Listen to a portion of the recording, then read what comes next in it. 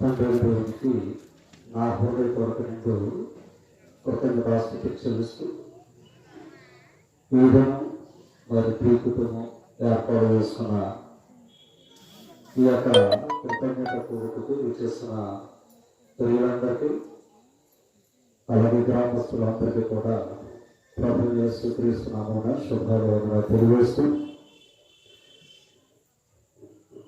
వాక్య భాగంలోకి మనం వెళ్దాం. వాక్య పరిచర్యలు దేవుని మాత్రం మనం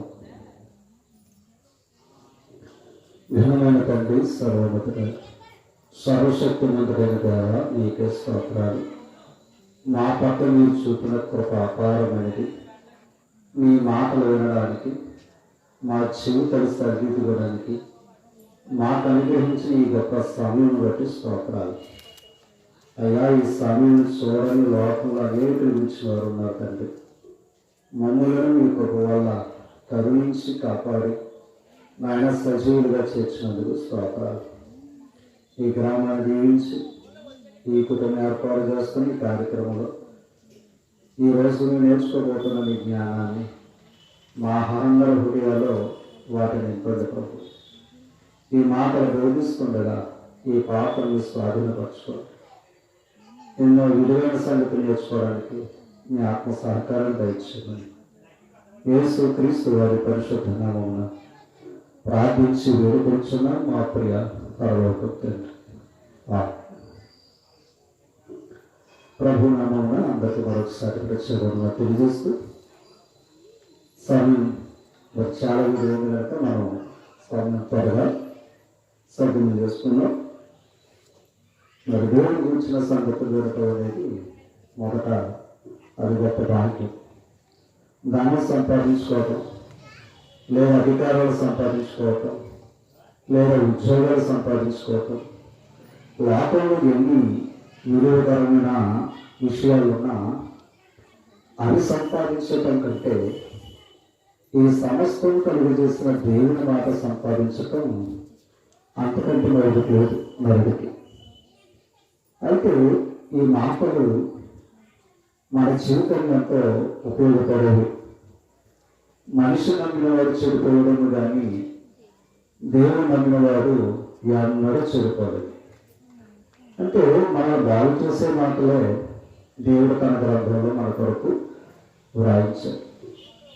కనుక మరి ఈ శబ్దం ద్వారా వింటున్నవారు, ఈ కార్యక్రమం గురించి చూస్తున్న వారిని, అలాగే అందరికీ కూడా అందరికీ కూడా ప్రాధాన్యపడేది ఏంటంటే మీ మనసును మాత్రం దేవుని దగ్గర పెట్టండి. ఎందుకంటే ఈరోజు చాలా గొప్పది. ఎందుకంటే రేపు పరిస్థితులు ఏంటో మనకు తెలుసు. మనసులు ఎక్కడున్నా మనసు ఎక్కడో పరిగెడుతుంది. కనుక దేవుడు ఏం చేయాలనుకుంటున్నాడో అది చేస్తాడు. అలాగే మరి గ్యాస్ కూడా పనికిరాని బహుమానానికి వెంపలాడాడు కనుక నష్టపోయిన సందర్భాలు ఉన్నాయి. ఇది దేవుని సమయం, దేవునికి ఉన్నాయి. ఓకేనా? రైట్. ఈ మహా జ్ఞానంలో ఎన్నో సంగతులు దేవుడు మనకు పెడుతూ ఉన్నాడు. వినేవారు ఉన్నారు, విని వాటిని విడిచిపెట్టేవారు ఉన్నారు, విని వాటిని అనుసరించేవారు ఉన్నారు. కొందరు విన్నదాన్ని కూడా అసత్యంగా మార్చేవారు కూడా సమాజంలో ఉన్నారు. ఈరోజు ఒక మాటను మీ ముందు నేను పెట్టి ఆ తర్వాత ఈ పాటల వరకు మనం వెళ్దాం. ఒకసారి నెహెమ్యా గ్రంథంలో ఒక విలువైన సమాచారాన్ని మనం అప్పుడు చూద్దాం. నెహెమ్యా గ్రంథం మొదటి అధ్యాయము 3వ వచనం చదువుతా. 2వ అధ్యాయం 3వ వచనం చదువుతాం. నేను నిగుల భయపడి, నెహెమ్యా గారు మాట్లాడుతున్నాడు, నేను నిగుల భయపడి రాజు చిరంజీవి అడుగుగాక అని చెప్తున్నాడండి నెహెమ్యా గారు. నా పితరులు సమాధులుండు పట్టణము, నా పితరులు సమాధులుండు పట్టణము పాడైపోయి దాని బొమ్మలను అగ్ని చేత కాల్చబడి ఉండగా నాకు దుఃఖము ముఖము లేకపోయినా అని వారికి చెప్పారట. ఈ నెహెమ్యా గారు ఒక రాజు దగ్గర గిన్నె అందించేవాడు, ఒక ఉద్యోగిన. అయితే అతనికి ఒక సమాచారం తెలిసింది. ఆ ఎరుసు నుంచి వచ్చిన వారు అక్కడ ఉన్న సమాచారాన్ని తెలియపరిచారు. ఆ పట్టణం పాడైపోయింది అన్న సంగతి చెప్పారట. ఆయన ఆ పట్టణం వరకు దిగులు పెట్టుకున్నాడట. మనుషులు అయితే లోకం వరకు లోక సంపదమైన వాటి కోసం దిగులు పెట్టుకుంటారు. కానీ ఇక్కడ భక్తుడు దేవుడి పట్టణం కొరకు దిగులు పెట్టుకున్నాడు. అప్పుడు రాజు అడిగాడు, రాజు చెప్తున్నాడు. అక్కడ ఒక విలువైన సమాచారం అందించడం లేక ఏంటంటే, నా పితరులు సమాధి నుండి పట్టణము అన్నమాట వాడారు. అంటే పితరులు ఉండే సమాధి నుండి పట్టణము అన్నాడు. సమాధి జాగ్రత్తగా ఉన్నారు. అసలు ఆ సమాధి అంత గౌరవం ఏంటి? సమాధికి అంత గౌరవం ఏంటి? మనకి ఈ మాట ఆయన చెప్పిన రాజుతో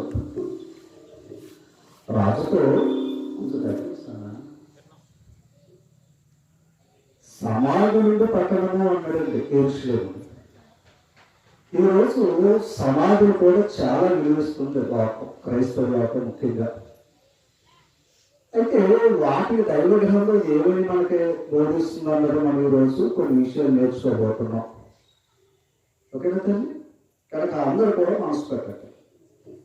ఆనాటి కాలంలో ఆది కాలంలో మనం చూసినట్లయితే త్వరగా ఈ మాటలు చూద్దాం.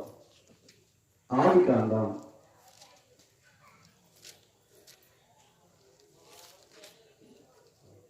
49వ అధ్యాయంలో 29వ వచనాన్ని చదువుదాం.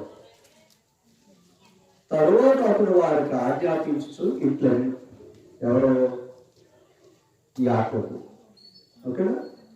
అక్కడ మీరు చూద్దాం. నేను నా స్వజనుల వద్దకు చేర్చబడుచున్నాను అన్నమాట వాడేది. అంటే ఇది చదువుకోబోతున్నాడు. నా స్వజనుల వద్దకు చేర్చబడుచున్నాను అన్నాడు. ఇప్పుడు చాలా విచిత్రమైన మాట ఏంటంటే, ఆ స్వజనులు అందరు ఎక్కడున్నారు? ఆ స్వజనులు అందరూ ఎక్కడున్నారు? మృతుల లోకంలో ఉన్నారు. మరణించిన వారు ఎక్కడ ఉంటారండి? మృతుల లోకంలో ఉంటారు. ఇప్పుడు చనిపోయిన వారు ఎవరైనా సరే దేహాన్ని విడిచి వెళ్ళవలసిన సమయం ఉంది.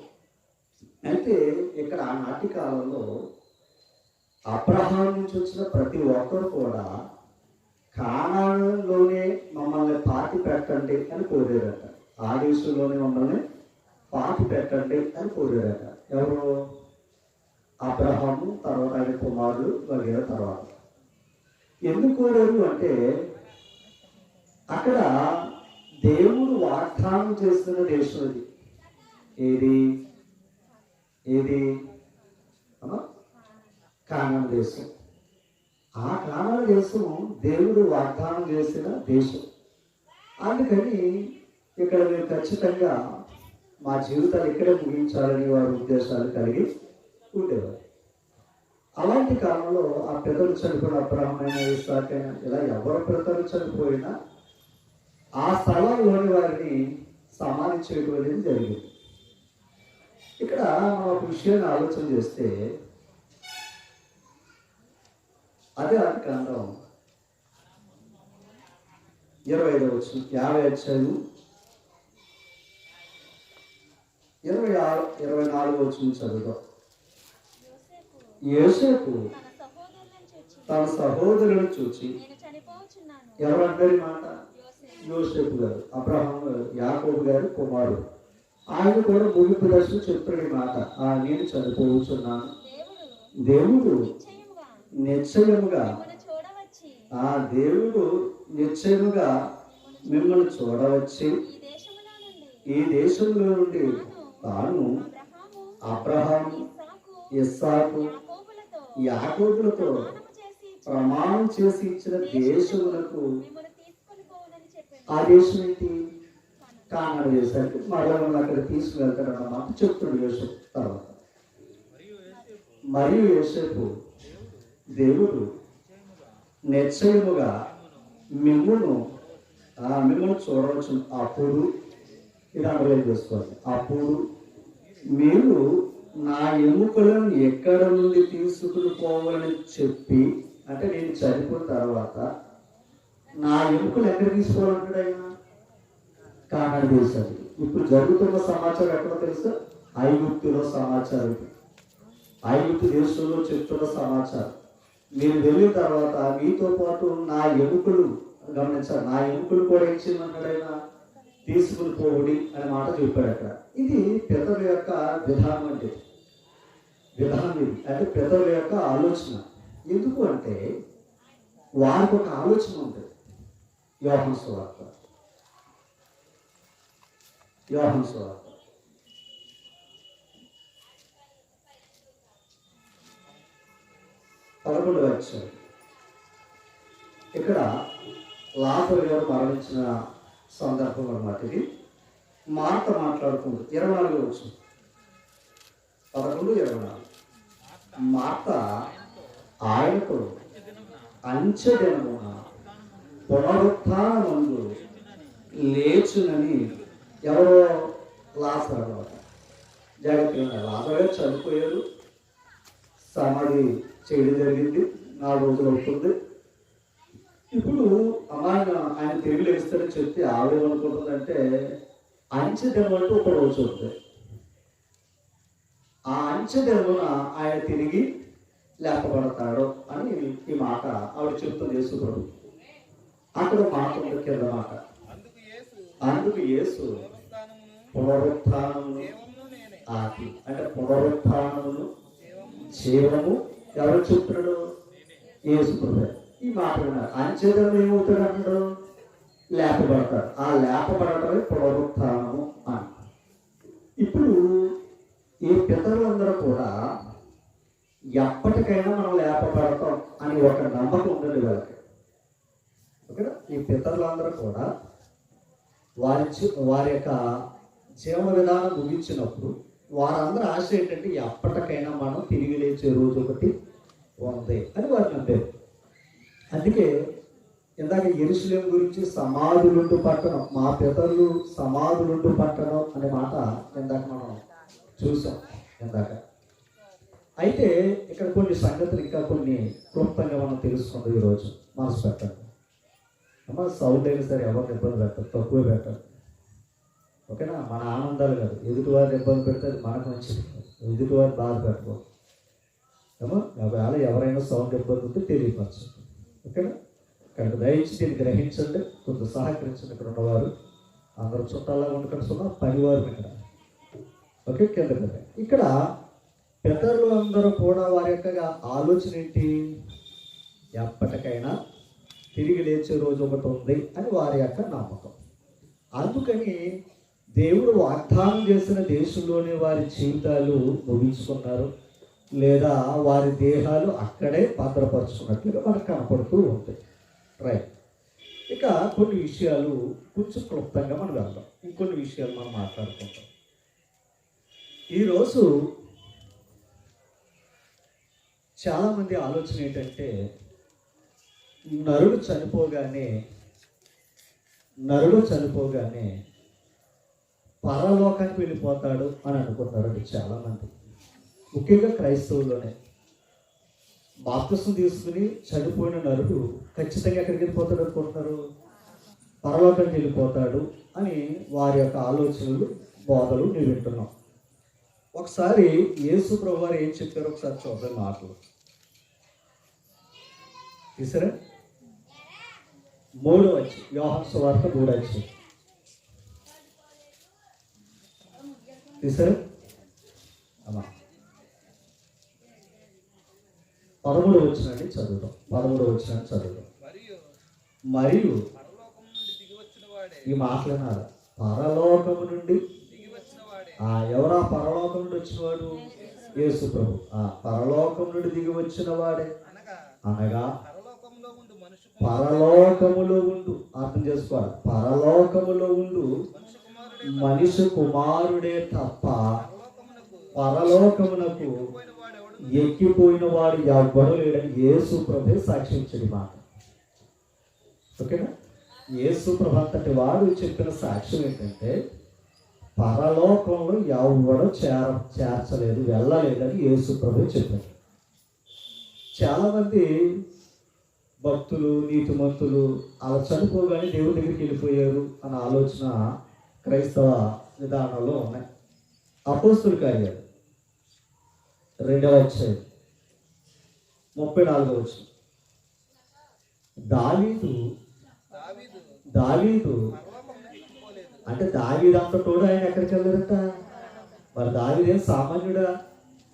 ఆయన నీతిమంతుడే కదా. అంటే దావీదు అంతటి వాడు ఎక్కడికి వెళ్ళదని చెప్పాడు? పరలోకానికి వెళ్ళలేదని చెప్పాడు. దావీదు అంత తోడు పరలోకానికి వెళ్ళలేదట. సరే, జాగ్రత్తగా ఉన్నారు. యేసు ప్రభు చెప్పాడు ఎవ్వడు చేరలేదు. మరి చనిపోయిన వారు అందరు ఎక్కడుంటారు? జాగ్రత్త. చనిపోయిన వారు మరి ఎక్కడుంటారు? వాళ్ళు దాన్ని మృతుల లోకం అనే మాట వాడేటైతే దాన్ని మృతుల లోకం. యోబు గ్రంథంలో ఒకసారి చూద్దాం. యోబు గ్రంథంలో కొన్ని మాటలు ఉంటాయి, ఇక్కడ మనం మనసు పెడతాం. 10వ అధ్యాయము 19వ వచనం చదువుతాం. అప్పుడు నేను లేనట్లే ఉండి ఉందును. అప్పుడు ఎప్పుడు కిందకి రండి. గర్భములో నుండి సమాధికి కొనుపోబడి ఉందును. ఈ మాట చూడ, నా దినములు కొంచెమే కదా, తిరిగి వెలుపలికి రాచాలని దేశం అంటే తిరిగి బయటికి రాని దేశం అంట. కొన్ని దేశాలకు వెళ్ళినా మళ్ళీ తిరిగి వచ్చే అవకాశాలు ఉన్నాయి. కానీ ఎక్కడ చెప్పిన దేశానికి వెళ్ళిన వాడికి రాడు. ఆ దేశం ఒకటి ఉందట. తర్వాత అంధకారము మరణాంధకారము గల దేశమును కటిక చీకటి అయి గాఢాంధకారమైన దేశమునకు భ్రమ పుట్టించు మరణాంధకార దేశమునకు వెలిగే చీకటి గల దేశమునకు నేను వెళ్ళక ముందు కొంతసేపు నేను తెప్పరిల్లినట్లు నన్ను విడిచి నా జోలికి రాకుండా దేవుడు బ్రతుకులాడుకున్నాడు. ఆ దేశం ఏంటయ్యా అంటే మృతుల లోకం. ఓకేనండి, అది మృతుల లోకం. గమనించి వెళ్ళినవాడు ఏమవుతాడంట? రాలేడంట. 7వ అధ్యాయం యోబు గ్రంథం 7వ అధ్యాయం 9వ వచనం. ఈ మాటలు వినాలి, దయించి మనసు పెట్టాలి. ఇప్పుడు భూలోకం మనం చూసాం. మనకు కనపడిన పరలోకం కూడా నమ్ముతున్నారు కొంతమంది. దేవుడు ఉండే లోకం ఇది పరలోకం, అది కూడా నమ్మేవారు ఉన్నారు. ఇప్పుడు భూలోకం నమ్ముతున్నాం. భూలోకంలో మంచివారు చెడ్డవారు ఎలాగైతే ఉన్నారో ఇక్కడ వారి క్రియలు బట్టి, అట్లాగే మరణించిన వారు ఉండే లోకం పాతాళ లోకం అన్నారు. దాన్ని మరణించిన వారి లోకం, ఆత్మలుండే లోకం పాతాళ లోకం అన్నారు. ఆ పాతాళ లోకంలో మరి చనిపోయిన నీతిమంతులు ఉన్నారు, అనీతిమంతులు ఉన్నారు. ఇద్దరు ఉన్నారు అక్కడ కూడా. ఇక్కడ నీతిమంతులేమో నెమ్మదికరమైన స్థలంలో ఉన్నారు, అంటే విశ్రాంతి తీసుకుంటున్నారు నీతిమంతులైతే. అనీతిమంతులు అనుకోండి అక్కడ వేదనతో బాధలతో ఉన్నట్టుగా అక్కడ దైవ గ్రంథం యేసు ప్రభు చెప్పాడు. ఓకేనా? అంటే పాతాళంలో కూడా 2 భాగాలు ఉన్నాయి.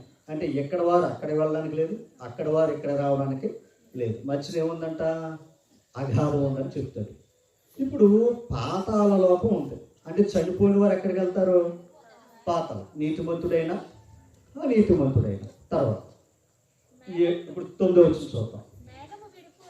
మేఘము విడిపోయి, ఒకసారి అలా మేఘం ఎప్పుడు విడిపోతుందో ఎవరికైనా తెలుసా? ఎవరికి తెలియదు అది. ఓకేనా?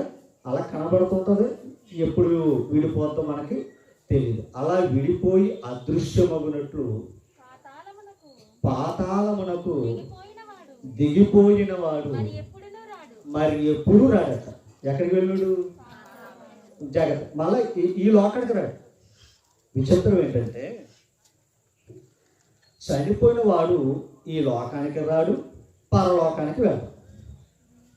ఓకేనా, అర్థమైందన్నమాట. చనిపోయిన వారు మరల తిరిగి రారు, తండ్రి ఉండే లోకానికి చేరడం. దానికి ఒక సమయం ఉంది, అక్కడికి వెళ్ళడానికి కొంచెం సమయం ఉంది.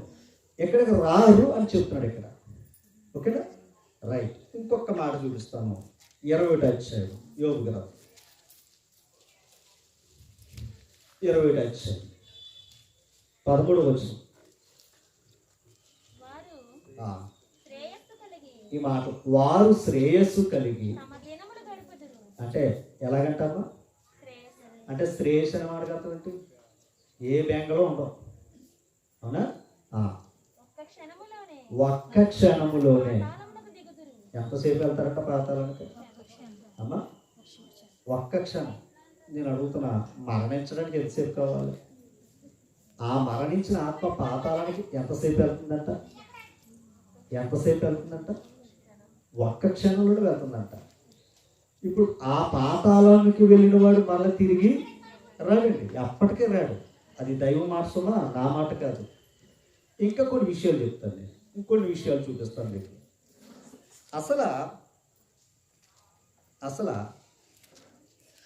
అసలు పాతాళానికి వెళ్ళేవారు ఎవరో తెలుసా?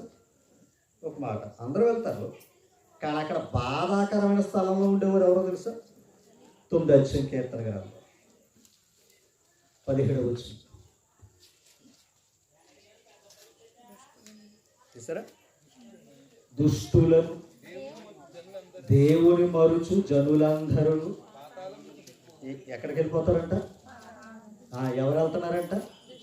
దుష్టులను అమ్మా దేవుని మరుచు జనులు. ఒక మాట్లాడుతాం, నన్ను ప్రేమించిన నా బిడ్డ నా దగ్గర ఉంటాడు, నన్ను ప్రేమించిన నా బిడ్డ నా ఇంట్లో ఎలా ఉంటాడు? అంటే ఈరోజు దేవుడు మర్చిపోవటం చాలా అమ్మా చాలా అతి తేలిక. సంకలో బిడ్డ ఎవడైనా మర్చిపోతాడండి? కానీ జాగ్రత్తగా ఉండాలి. సంకలో బిడ్డనే కాదు, కనీసం సంచులు కాదు, చెప్పులు కూడా మర్చిపోడు అక్కడికి వెళ్ళా. కానీ ఈ లోకానికి ఎవరు మర్చిపోతున్నారో తెలుసా? దేవుణ్ణి. ఆ దేవుడు నిన్ను సృష్టించాడు. ఆ దేవుడు నిన్ను సృష్టిస్తే నువ్వు ఎంత బేగా మర్చిపోతున్నావు తెలుసా? క్షణం. జాగ్రత్తగా. అంటే దేవుడు అంటే భయం లేనివాడు, మరి ఆయన అంటే భయం లేని వాడికి ఆయన ఏమిస్తున్నాడో? శిక్ష. ఇంకో అద్భుతమైన మాట చూపించుకుంటారు యోబు గ్రంథంలోని 23వ అధ్యాయం. యోబు గ్రంథం 23వ అధ్యాయం తీసారా? ఇక్కడ ఒక విలువైన మాట ఒకటి ఉంటుంది, చూద్దాం.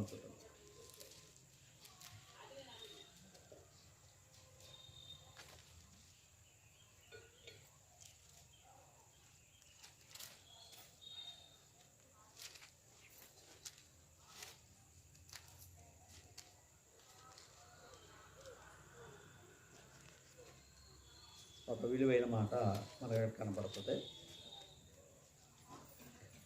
33వ అధ్యాయం యోబు గ్రంథం 33వ అధ్యాయం 15వ వచనం. త్వరగా. మంచం మీద అంటే నువ్వు మంచం మీద పడుకున్నప్పుడు కూడా దేవుడు కళల ద్వారా నేను భయపెడతాడంట. కనీసం తిరుగుతావేమో అని. చూడండి అక్కడ, కలలో రాత్రి కలుగు స్వప్నములో నరులు గర్విష్ఠులు కాకుండా చేయునట్లు. తర్వాత అంటే నరులకి ఏమవ్వకూడదని చూస్తున్నాడు దేవుడు. గర్వం అయితే ఎవరు మర్చిపోతారు? అదనమాట. ఆ గర్వం అంత ప్రమాదం లేదండి. మనిషికి గర్వం వచ్చిందా నాశనానికి ముందు ఏమొచ్చినట్టు? అదనమాట. అంత ప్రమాదం అండి. గర్వం వచ్చినట్టే నువ్వు నాశనానికి. ఇప్పుడు గర్వం రాకుండా ఆయన కొన్ని విధానాలుగా బోధిస్తూ చెప్తాడంట. కిందకి, తాము తలచిన కార్యము వారు మానుకొని చేయనట్లు. అంటే గర్వంతో చేసే పనులు దేవుడు ఏం చేయాలనుకుంటున్నాడో మానపాలని చూస్తున్నాడట. తర్వాత ఈ మాట, ఆ గొయ్యి ఏదో కాదంట, పాతాళమే. గోతికి పోకుండా వారిని కాపాడునట్లును, కత్తి వలన నశింపకుండా వారి ప్రాణములు తప్పించునట్లును ఆయన వారి చెవులను అంటే ముందేం చేశాడు ఆయన? అది మనకు చెవులిచ్చి తీర్చాడంట. ఒరే వినరా, గర్వానికి వెళ్ళకరా అని చెప్తున్నాడంట ఆయన. కానీ ఈ చెవులు దేవుడికి ఇవ్వడండి. ఓకేనా? ఉపదేశం అంటది. అంటే ఈ చెవులు దేవుడి జ్ఞానానికి ఇవ్వడం, దేవుడి మాటకు ఇవ్వడం. అదే గర్వంగా ఉండేవారికి మాత్రం ఉద్దానం పెట్టాడండి అక్కడ. జాగ్రత్త. అంటే దేవుడు ఏం చేస్తున్నాడు? కావాలని పాతాళంలో పంపుతలా, ఆ పాతాళం నుండి తప్పించటానికి దేవుడు ఆయన చెవి తెరిచి తన ఉపదేశాన్ని, జ్ఞానాన్ని బోధిస్తున్నాడు. కానీ వినేవారేరి ఇంకో చోట అంటాడు, దేవుని కూర్చున్న జ్ఞానం మాకు అక్కర్లా. దేవునితో ప్రార్థన చేస్తే లాభం ఏంటి? ఈ అర్ధరాత్రి కూడా ఏదైనా ఇస్తే కాపాగేస్తారు. ఏదైనా ఇస్తే ఎప్పుడు? ఈ అర్ధరాత్రి. నేను అడుగుతాను, ఈ రాత్రి నువ్వు బతకగలని గ్యారెంటీ ఉందా? అమ్మా, అతను ఇస్తే నువ్వు కాపాగేస్తావు ఎలుగు వచ్చేదాకా. మంచిదే, నీకు అది ధైర్యం ఉంది. కానీ ఎలుగు వచ్చేదాకా నిన్ను కాపాడుకోడు ఎవరు? మరి ఆ దేవుడు కూడా ఏదైనా తెలుసుకుంటున్నావా? అమ్మా రైట్. కొన్ని విషయాలు మనం ఇంకా క్లుప్తంగా వెళ్తాం. ఇప్పుడు పాతాళం అంత క్షణంలో వెళ్తాడు. పాతాళంలో వెళ్ళిన వాడు తిరిగి రాడు. ఇది గుర్తుపెట్టుకోవాలి మనం. సరే, ఇంకొన్ని విషయాలు కూడా మనం ఆలోచన చేద్దాం. అలనాటి కాలంలో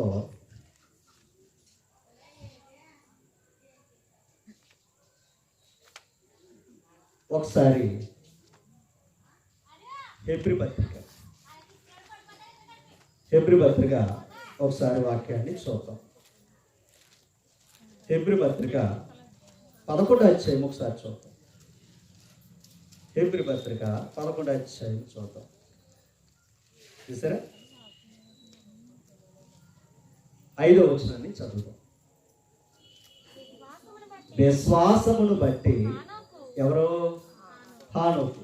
ఓకేనా? నావాహు ముందున్నవాడు అండి, నీతిపోతుడు ఇతర కూడా. హానోకు ఈ మాటలు. హానోకు ఏం చూడలేదంట? జాగ్రత్తగా ఉన్నారు. అంటే ఆయన ఎప్పటికీ బతుకున్నాడనా? శరీరంతో లేడండి, కానీ జాగ్రత్తగా ఉన్నారు.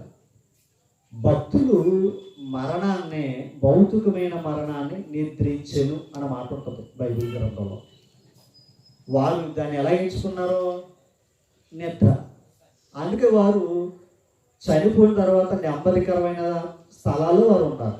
ఇందాక చెప్పినట్లుగా మీకు. ఇప్పుడు ఆనోకు ఏం చూడలేదంట? మరి ఆనకు చనిపోయాడు కదా, జలప్రళయం కంటే ముందే చనిపోయాడు కదా. ఆనోకు తర్వాత మరణము చూడకుండానట్టు కొనుకోబడెను. అతడు అది అంటే అతను ఎవరికి ఇష్టంగా ఉన్నాడట? అంటే ఆయన మరణించక ముందే దేవుడికి ఎలా ఉన్నాడట? ఇష్టుడై ఉన్నాడు అన్న సంగతి అక్కడ చెప్పడం జరిగింది. నేను ఇంకో మాట అంటే ఆనోకు మరణించాడా లేదా? మనుషుల దృష్టిలో మరణించాడు, దేవుడి దృష్టిలో బ్రతికున్నాడు. కొంచెం పైకి వెళ్ళండి. ఆ పైకి వచ్చినట్టు చూడండి. అతడు హేబెలు గురించి మాట్లాడుతూ మృతునొందియు, హేబెలు గురించి పైకి వచ్చినట్టు వెళ్ళండి. విశ్వాసమును బట్టి హేబెలు కదమ్మా, పై వచ్చిన అతడు మృతునొందియు ఆ విశ్వాసము ద్వారా మాట్లాడుతున్నాడు. ఎవరు? హేబెలు. అంటే ఆయన బ్రతుకున్నాడా లేదా? కయీను దృష్టిలో చచ్చిపోయాడు, లోకం దృష్టిలో చచ్చిపోయాడు. కానీ దేవుని దృష్టిలో ఏమై ఉన్నాడో చెప్పాలి? బ్రతుకున్నాడు. ఇప్పుడు ఆనోకు కూడా సరైన దృష్టిలో చనిపోయాడు, కానీ దేవుడి దృష్టిలో ఏమై ఉన్నాడు? ఆయన బ్రతుకున్నాడు. అది అసలు జీవితం. రైట్. ఇంకొన్ని విషయాల్లోకి వెళ్దాం. ఒకసారి మత్తయి సువార్త 17వ అధ్యాయం. మత్తయి సువార్త 17వ అధ్యాయం 2వ వచనం.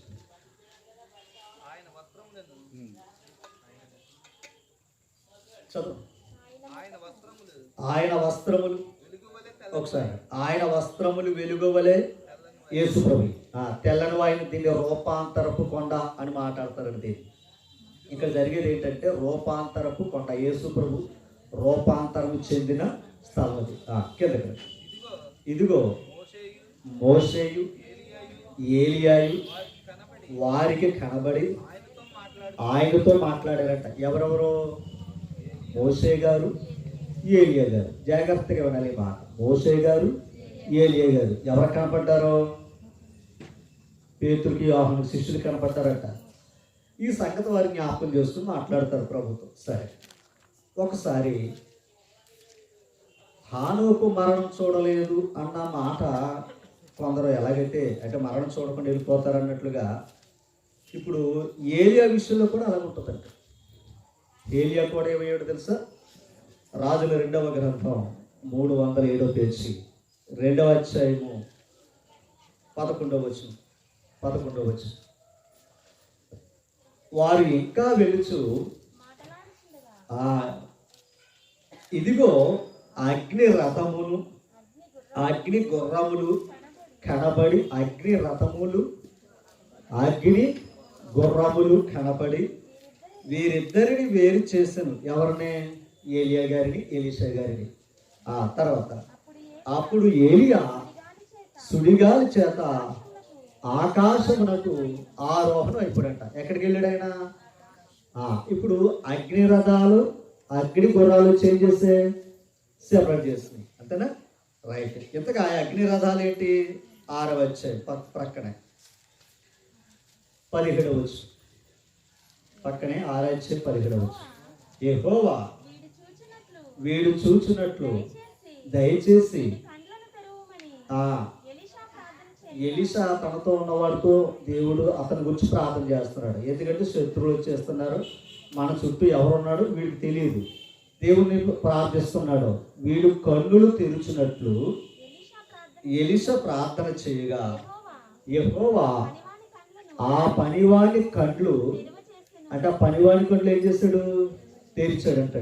తర్వాత గనుక వాడు ఎలీషా చుట్టూను పర్వతము, అగ్ని గుర్రముల చేత, రథముల చేత నిండి ఉండుట చూచాడు. అగ్ని గుర్రాలు ఉన్నాయి, అగ్ని రథాలు ఉన్నాయి. ఎవరేంటి? దేవదూతలు. ఓకేనా? దేవుడు తన భక్తులను కాపాడడానికి ఏం సంరక్షించాడు? దేవదూతలు. తండ్రిని నేను వేడుకుంటే దిగిపోతాయి అన్నాడు, చూసారా? రైట్. ఇప్పుడు నేను అడుగుతున్నా, ఇప్పుడు ఏలియా గారిని తీసుకుని వెళ్ళింది ఎవరు? దేవదూతలు వచ్చి తీసుకువెళ్ళారు. ఓకేనా? దేవదూతలు వచ్చి ఏం చేశారు? తీసుకువెళ్ళారు. ఇప్పుడు ఆయన ఎప్పుడైతే వెళ్ళాడో ఈ రక్త మాంసాలు అక్కడ ఉండడానికి అవకాశం లేదు. ఓకేనా తల్లి? ఎందుకంటే ఈ రక్త మాంసాలు ఈ భూమి మీద వరకే పరిధి అమ్మా. ఈ రక్త మాంసాలు కొద్దిసేపే, ఇంకొక గంట చెప్పామనుకొని మనం ఏమైపోతాం? ఇబ్బంది పడిపోతాం. అలాగే ఈ రక్త మాంసాలు ఈ సృష్టిలో ఎక్కడ వరకు ఇది పరిధి. ఇప్పుడు ఆ లోకానికి వెళ్ళాలంటే దాని ఆత్మల లోకం అని కూడా అన్నారు. అక్కడ ఆత్మల తప్ప శరీరాలు ఉండే అవకాశం లేదు. ఓకేనా? ఇప్పుడు హానోకు, ఏలియా ఇద్దరు చూపించారు. ఇంకో ఆయన పేరేంటండి? మోషే గారు. ద్వితీయోపదేశకాండం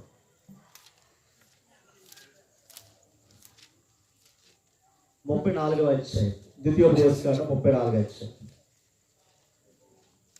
చూసారా? త్వరగా 34వ అధ్యాయము 5వ వచనం. ఈ మాటలు ఉన్నారు. యెహోవా సేవకుడైన మోషే. ఈ మాట యెహోవా సేవకుడు ఎవరంటే మోషే గారు. ఓకే, ఆయన సామాన్యుడు కాదు. సేవకుడైన మోషే యెహోవా మాట చెప్పున మోయాబు దేశంలో ఏమయ్యాడైనా? చనిపోయాడా లేదా? చనిపోయాడు కదా. ఓకే. తర్వాత బెత్పేరు ఎదుట మోయాబు దేశంలోనున్న ఆ లోయలో అతడు పాతి పెట్టబడెను అన్నాడు. అంటే ఆ దేశంలో అతను ఏమయ్యాడంట? పాతి పెట్టబడ్డది అన్నాడు. తర్వాత మాట, అతని సమాధి ఎక్కడ ఉన్నదో నేటి వరకు ఎవరికి తెలియదట. ఎవరి సమాధి? ఒక్క మాట ఇక్కడి నుంచి కొంచెం మనసును పెడతాం. పితరుల సమాధుల గురించి ఇందాక మనం నేర్చుకున్నాం. మోషే గారి దగ్గరకు వచ్చాక ఒక నాయకుడు అండి. మోషే గారు ఒక నాయకుడు. ఐగుప్తు దేశంలో బానిసత్వం నుంచి సమస్తాన్ని విడిచిపెట్టి 40 సంవత్సరాలు వారిని నడిపించిన నాయకుడు ఎవరో? మోషే గారు నాయకుడు. అలాంటి నాయకుడు చనిపోతే ఆయన పాతి పెట్టడానికి సమాధి ఎక్కడుందో తెలియదంట ఇప్పటికే. నేను మాట్లాడుతున్నాను, అసలు ఎందుకు తెలియపరచలేదు? అబ్రహాం గారి సమాధి ఎక్కడుందో తెలుసు, ఇస్సాకు, యాకోబు లేదా యేసేపు ఈ సమాధులు అన్నీ తెలుసు, దావీదు గారి ఎన్ని సమాధులు ఎక్కడున్నాయో తెలుసు. మోషే గారి సమాధి ఎందుకు చెప్పలేదు అని నేను ప్రశ్న వేస్తాను మీకు. ఓకేనా తెలుసు? ప్రశ్న వేస్తున్నాను. ఎందుకు తెలుసా? ఎందుకు చెప్పలేదో తెలుసా అండి? ఒక మాట, యోహాను సువార్త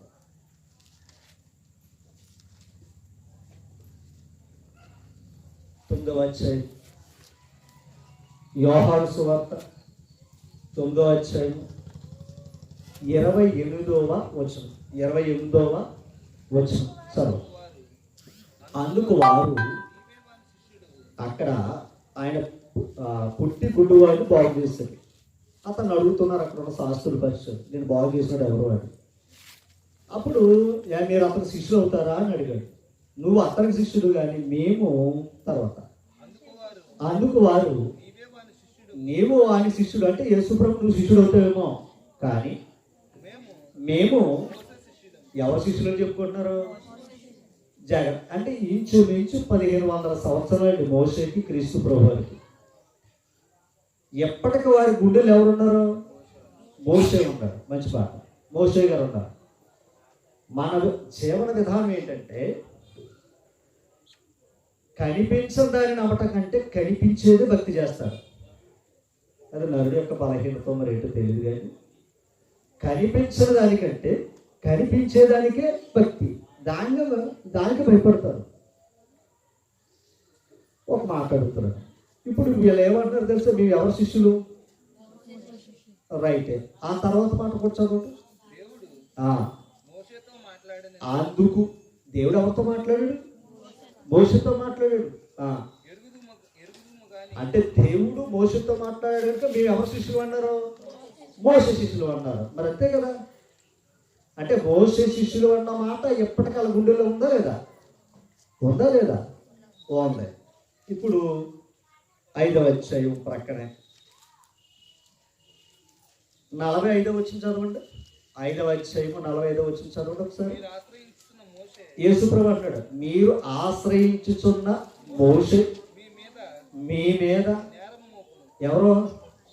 మరి వాళ్ళు ఏమనుకుంటున్నారు? మేము మోషే శిష్యులు అంటున్నారు. ఇప్పుడు యేసుప్రభు అంటాడు, మీరు ఆశ్రయించుచున్న మోషే మీ మీద నేరారోపణ చేస్తున్నాడు అంటాడు. ఎందుకో తెలుసా? తర్వాత మాట, అతడు అది. ఓకేనా? మోషే ఎవరి కోసం చెప్పాడు? యేసు ప్రభు కోసం చెప్పాడు. గుర్తుపెట్టుకోండి. మోషే అంతటి వాడు యేసు ప్రభు గురించి చెప్పాడు. ఆ మాట అంటాడు. తర్వాత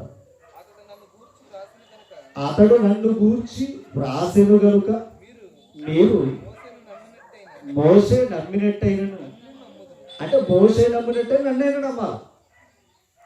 జాగ్రత్తగా ఉండాలి. భక్తి చేస్తున్నామంటే నమ్మకం మీద ఆధారపడ్డదండి అమ్మా, నమ్మకం మీద ఆధారపడ్డది.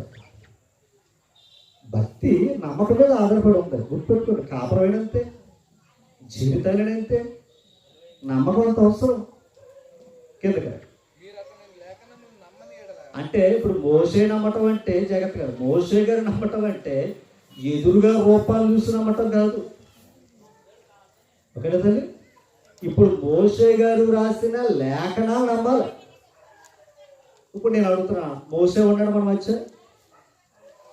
మధ్య మోషే ఉన్నాడా అన్నాడు. కంటి ముందు లేడు, వాక్యంలో ఉన్నాడు. దావీదు గారు ఉన్నారా కంటి ముందు? లేఖనాల్లో ఉన్నారు కదా. అబ్రహాం గారు ఉన్నారా? ఇప్పుడు నేను ఆ భక్తులందరూ ఎక్కడ ఉన్నారో? రైట్. ఇప్పుడు ఉన్నారని నమ్మటమే నమ్మకం. ఉన్నారని నమ్మటమే నమ్మకం. అబ్బే మోషే గారు చూస్తే కానీ, దావీదు గారు చూస్తే కానీ, యేసు ప్రభు చూస్తే కానీ అన్నారు అనుకోండి, అది నమ్మకం కాదు. అది ఓకేనా? చూసింది నమ్మకం కాదు, చూడక నమ్మిందే నమ్మకం. అంతేనా కదండి? మీరు అతని లేఖనమును నమ్మని ఎడల ఆ, నా మాటలు ఎలాగ నమ్ముదురు అని. అది యేసుప్రభు ఏమన్నాడు? ఆయన రాసిన లేఖనాలనే నమ్మలేదు అన్నప్పుడు నేను చెప్పే మాటలు మీరెవరు నమ్ముతారా అన్నాడు ఆయన. అభిమానం ఎక్కడుంది?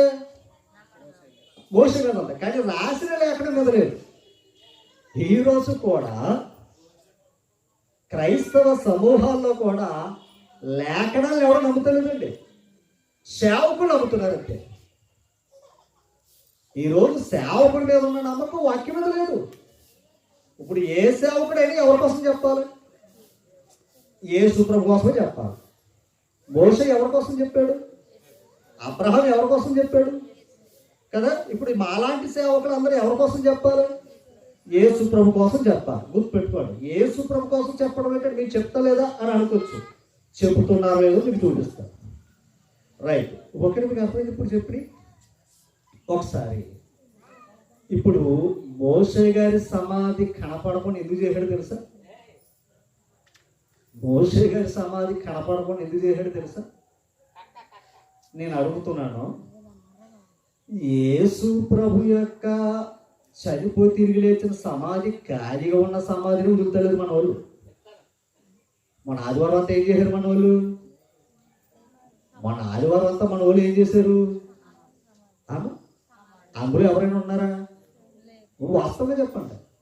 రైట్, జాగ్రత్తగా ఉండాలి. మనవారి సమాధులే నువ్వు సంవత్సరం ఒకసారి చూస్తే కంటే అంత తీర్తలేదు నీకే. ఇప్పుడు దేవుడు మాట్లాడిన మోసే సమాధి ఉందనుకో, గుడి కట్టేద్దరు అక్కడ. తాజ్మహల్ ఏంటండి? అది తాజ్మహల్ ఏంటంటున్నారు? సమాధి. ఇప్పుడు మోసే గారి సమాధి దొరికింది అనుకోండి, మామూలుగా కట్టకపోదురు. అర్థమైందంటే బంగారంతో కట్టేద్దరు. ఎందుకంటే మోసే అంటే అంత అభిమానం. అందుకు మళ్ళా వీరు జాగ్రత్తగా, వీరు లేఖనాలు మించిపోయి అంటే సమాధి ఆరాధనలోకి వెళ్ళిపోతారని దాన్ని ఎక్కడ పెట్టాడు ఆయన చెప్పలేదు. ఎవరో మోషే గారి యొక్క సమాధి. గుర్తుపెట్టుకోండి, ఓకేనా? రైట్, కూర్చో, కిందకి వెళ్తాం. కూర్చో, మాటల్లోకి మిమ్మల్ని తీసుకెళ్తాం. యెషయా గ్రంథం 65 అధ్యాయం దగ్గరికి రండి. మనసు పెట్టాలి. ఇక్కడి నుంచి 65 అధ్యాయం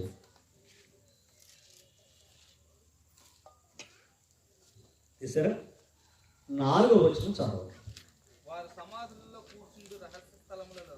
ఈ మాట కోసం ఎవరంట? వారు ఎక్కడ కూర్చుంటారంట? ఇప్పుడు నేను అడుగుతున్నాను, జాగ్రత్తగా మనసు పెట్టండి.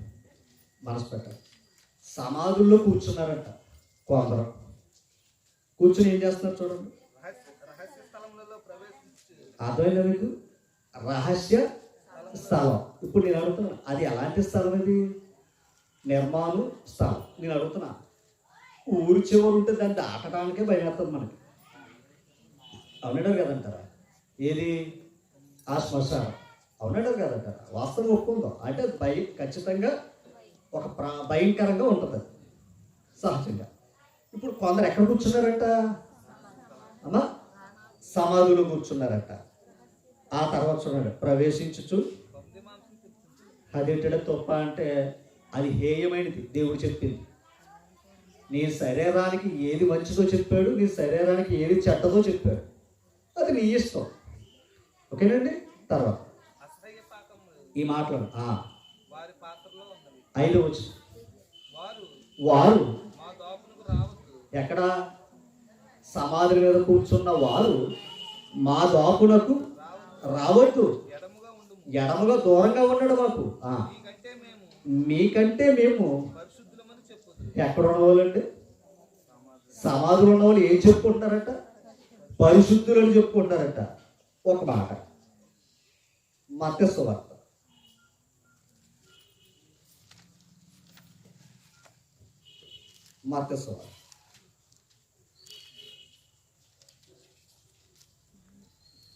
చూసారా?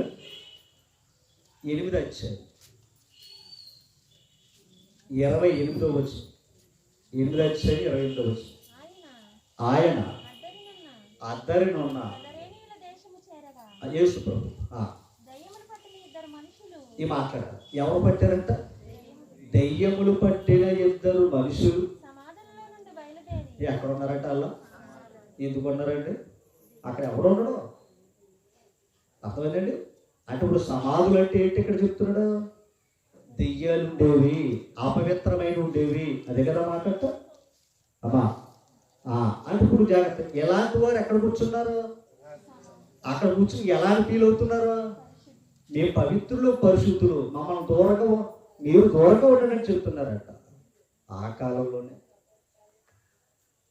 యెషయా గ్రంథం 8 అధ్యాయం 19 వారు చూడండి. మిమ్మల్ని చూసి ఆ కర్ణపిశాచులు గల వారి యొద్దకును. ఎక్కడికి వెళ్తున్నారంట? నేను అడుగుతున్నా. అసలు కార్యక్రమాలన్నీ కూడా అక్కడే కదా జరుగుతాయి అమ్మా. అసలు ఆ చోటు అంటేనే భయం. అక్కడ ఏం జరుగుతుందో తెలుసు, అక్కడ ఎవరు ఉంటారో తెలుసు మనకి. తల్లి తర్వాత కిచకిచలాడి గొనుగు మంత్రజ్ఞానుల యొద్దకును. అది మంత్రజ్ఞానులు యొద్దకును వెళ్ళి వెళ్ళి విచారించుదని మీరు చెప్పినప్పుడు అంటే అక్కడికి వెళ్ళి విచారిద్దాం, అక్కడ వెళ్ళి అడుగుదాం మన జీవితాలు ఎలా ఉంటాయని. జనులు తమ దేవుని యొద్దనే విచారింపవద్దా? అంటే జనులు ఎక్కడ విచారించాలి? నేను అడుగుతున్నాడు. దేవుడి కంటే గొప్ప శక్తివంతుడు ఏది ఇంకేముంది? నీ కార్యం దేవుడు చెబితే ఈ జగత్తులో ఎవడో చేయడండి. నీ తండ్రి నీకు భోజనం పెట్టకపోతే ఈ జగత్తులో ఎవడో పెట్టడు. ఒకవేళ పెట్టాడంటే అది మోసమే. అలాగే ఆయన మనకు తండ్రి, ఆయన దగ్గర నువ్వు విచారించాలి. కానీ అక్కడ విచారం లేదంటండి. తర్వాత మాట సజీవుల పక్షముగా చచ్చిన వారి యొద్దకు వెళ్ళదగునా. ఎక్కడికి వెళ్తున్నారంట? సజీవుల పక్షమున. చచ్చిన వారి యొద్దకు. అది ఈ చచ్చిన వారి దగ్గరికి వెళ్ళి ఈ చచ్చిలో ఏం చెప్తారని వెళ్తున్నారట. ఎక్కడికి? ఆ చోటుకి. ఓకే, మీకు అర్థమవుతుందా? ఆ చచ్చిన వారి దగ్గరికి వెళ్తున్నారట. ఇందాక చెప్పాడు చచ్చిన వాడు రాడిక. అక్కడ భ్రమలో బ్రతకడమే తప్ప, అక్కడ భ్రమలో బ్రతక అతను చెప్పింది భ్రమలో బ్రతకడం తప్ప ఆ చనిపోయిన వాడు ఎప్పటికీ బయటికి రాడండి. ఒకవేళ అలా వచ్చాడు అని అనుకుంది. ఒకసారి ప్రసంగి గ్రంథాలకు ఒకసారి ప్రసంగి గ్రంథం చూసారా? 9వ అధ్యాయం 5వ వచనం. బ్రతికియుండు వారు బ్రతికియుండు వారు తాము శత్రుని ఎరుగుదురు. అని ఇప్పుడు చెప్పండి. మనకి ఏముంది? బ్రతుకున్నాం కనుక మనం ఏముందని ఎదురు చూస్తున్నాం? మరణం ఉందని. అంతేనా? తర్వాత అయితే చచ్చిన వారు ఏమీ ఎరుగరు. వాళ్ళకి ఏం తెలియదంట. వారి పేరు మరుగుబడి ఉన్నది. వారి పేరు అవుతుందంట కొంతకాలానికి. బ్రతుకుంటే కదా జ్ఞాపకం చేసుకుంటాం అమ్మా. తర్వాత వారికి ఇక ఏ లాభమును కలగదు. ఇంకే నేను అడుగుతున్నా ఏమనుకోకుండా పెన్షన్ వస్తుందా? రేషన్ వస్తుందా? చెప్పాలి. ఏమైనా వస్తాయా? ఏమీ రావు. ఎందుకని? మరణించారు కనుక. తర్వాత వారికి ప్రేమింపరు. అంటే వారికి ఏం లేదు. మనం అనుకుంటున్నాం మన మీద ప్రేమతో బయటకు వచ్చాడు. రాడు. నువ్వు అనుకుని బ్రతికేస్తామంతే. నీ బుర్రలో పెట్టేసుకుని ఎక్కువ అమ్మా. నీ బుర్రలో ఎక్కువ పెట్టేసుకోవడం వల్ల అలా వచ్చాడని ఫీలింగే తప్ప అది నిజము మాత్రం కాదు. వారు ప్రేమింపరు. పగబెట్టుకొనరు. ఒకసారి అడుగుతాను. ఒకవేళ ప్రేమించి వచ్చారనుకోండి, నువ్వు ఉండగలవా అని చెప్పాలమ్మా. ఒకవేళ ప్రేమించి వచ్చారనుకోండి, ఉండగలవా? ఒక క్షణమైనా చెప్పాలి. వెంటనే నువ్వే పంపేస్తే అతను నువ్వే పారిపోతావు. పగబెట్టుకొనరు. అంటే వాళ్ళకి ఏమి లేదు, పగ లేదు, ప్రేమ లేదు. ఎవరికై చనిపోయిన వారికి. ఒకవేళ పగే ఉందనుకుందాం, మరి ఇప్పుడు అదే కదా, అనుకోకుండా మరణిస్తున్నారు. ఆ మరణించినప్పుడు వాళ్ళు ఏదో తిరిగి వేస్తున్నారు, ఏదో చేస్తున్నారనే కదా ఈ రోజు లోకం అమ్మా. నేను అలాంటి వారి గురించి ఎక్కడికి వెళ్ళిలాగా తెలుసుకుంటున్నారు? అది ఆయన తోలిస్తే లేదు ఇంకోటి ఏదో ఇస్తే ఆయన లేడనుకుంటున్నారు. ఆయన చెప్పింది జరుగుతుంది కాదండి. ఏమీ కాదు, ఏం జరగదు. ఒక్క మాట కరోనా ఆపచ్చు కదా. అలాంటి మహానుభావులు కరోనా ఆపచ్చు కదా, ప్రాణాలు పోకుండా ఆపచ్చు కదా. మరణించిన వారిని పైకి తీసుకొచ్చేవారు ప్రాణాలు పోకుండా ఆపచ్చు కదా. అంతకంటే గొప్పది ఏముంది? అందరు కూడా వారికి ఏమవుతాం? దోషం అయిపోతాం. ఇప్పుడు నేను మాట్లాడుతున్నాను. ప్రాణం పోవటం కష్టం, అవునా? ప్రాణం పోవటం సులువు. ప్రాణం తిరిగి లేకపోతే అది ఇంకా కష్టం. కానీ ఇప్పుడు ఏం చేస్తున్నారు లోకం? చనిపోయిన వారిని ఏం చేస్తున్నారు? బయటికి తీసుకుని వస్తున్నారు. వస్తారా చెప్పండి, వస్తున్నారా? రారండి, రాలేరు, రాకూడదు. వస్తే లోకం ఇంకా అల్లకల్లోలం అయిపోద్ది. మొన్న దిశాన్ని చంపేశాడు, అంతేనా? ఇప్పుడు ఆ దిశ ఏం ఇవ్వాలి? వారిని చంపిన వారిని వెంటనే చంపేయాలి. మళ్ళీ పోలీసు వారు వెళ్ళి ఎన్కౌంటర్ చేయవలసిన పని లేదు. మరి ఎన్కౌంటర్ చేసేవాడు కూడా పోలీసు వారి మీద కోప్పడాలి కదా. జరిగినాయా? జరిగినాయా అంటానండి. జరగవు. ఎందుకంటే అవి అలా ఉండకూడదు.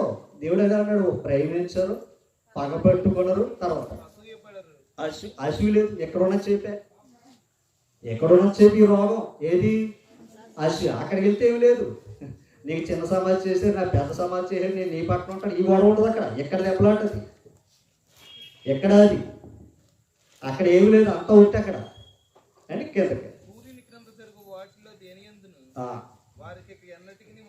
ఈ మాట విన్నారు. సూర్యుని క్రింద జరుగు దాంట్లో లాభమేమి వాళ్ళకే లేదు. ఎందుకని?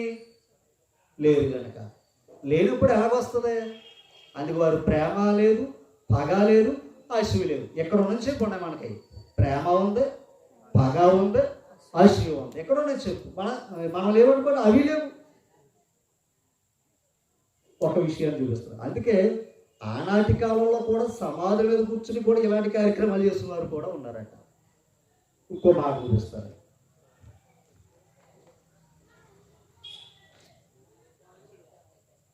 రాజుల 2వ గ్రంథం, రాజుల 2వ గ్రంథం 23వ అధ్యాయం, 23వ అధ్యాయం, రాజుల 2వ గ్రంథం.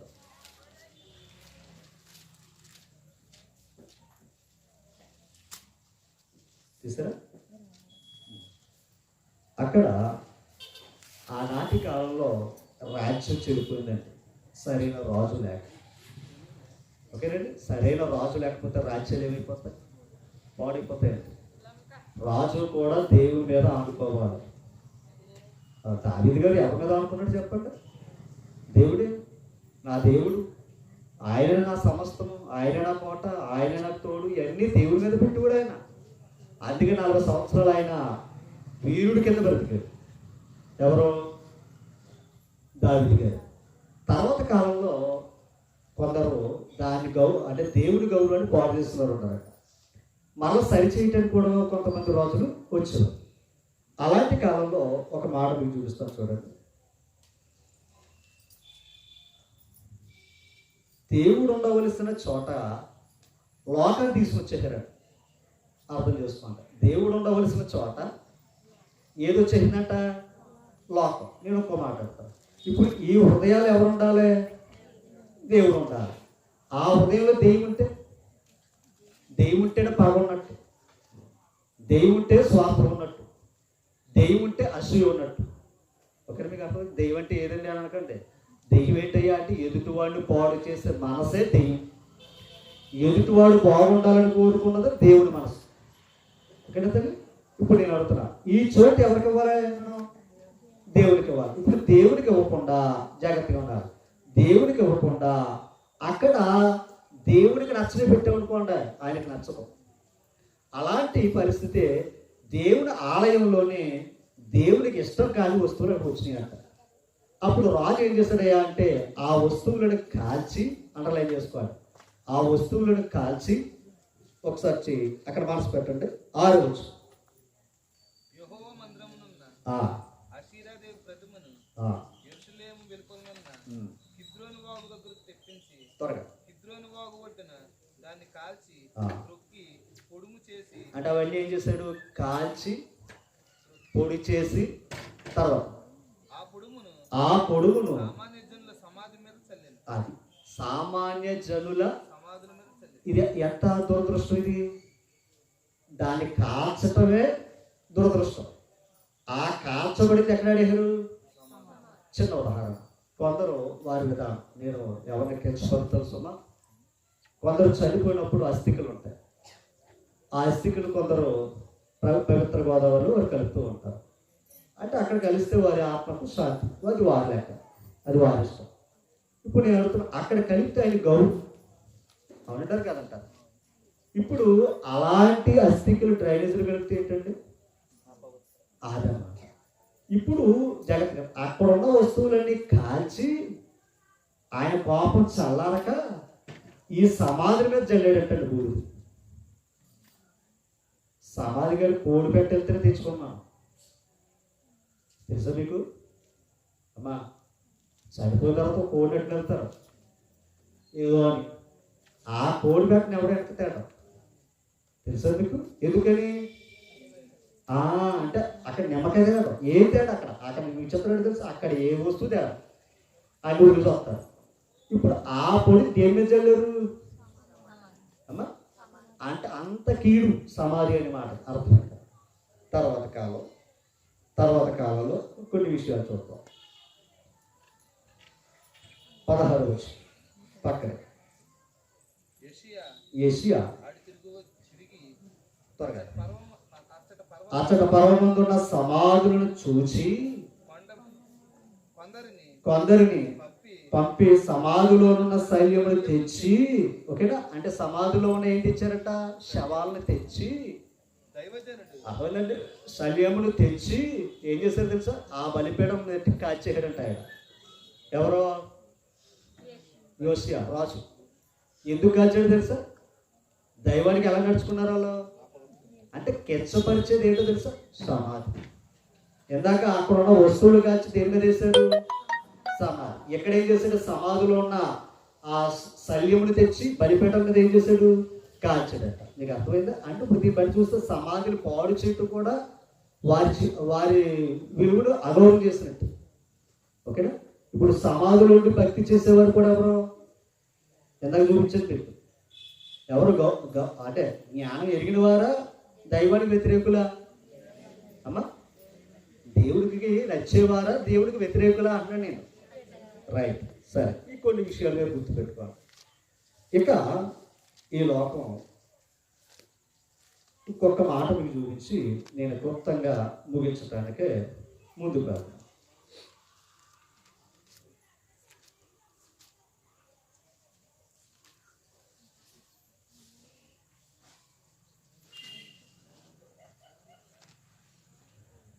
దేవుడిచ్చిన మరి గ్రంథంలో అనేక సంగతులు మనం నేర్చుకుంటున్నాం.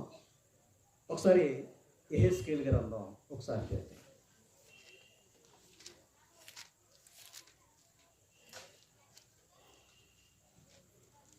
చూసారా?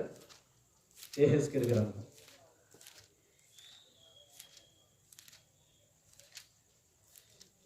37వ అధ్యాయం.